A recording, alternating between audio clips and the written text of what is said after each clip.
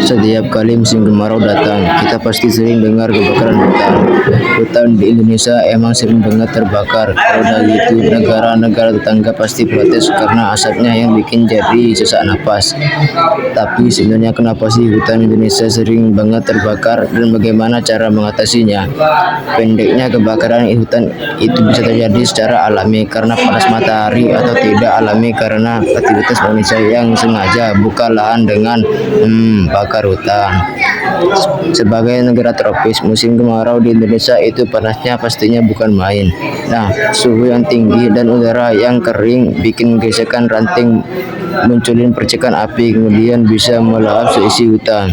Tapi nggak cuma itu, faktanya manusia pun juga jadi penyebabnya.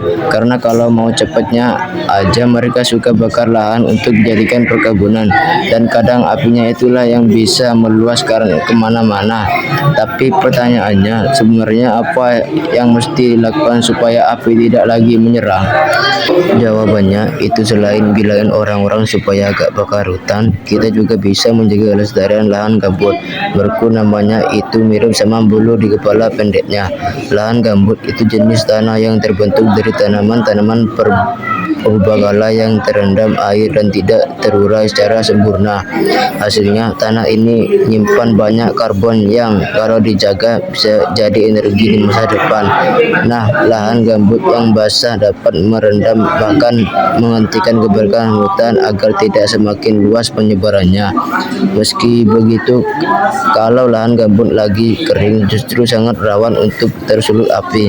Nah, bayangin kalau lahan gambut yang isinya karbon ini terbakar, gas karbon dioksida akan terlepas ke atmosfer dan berakibat ke perubahan iklim yang akan membuat bumi semakin panas dan dilanda cuaca ekstrim. Dan makanya lahan gambut itu perlu dijaga agar tetap basah dan kembaliin area terbakar dengan menanam benih-benih pohon yang baru.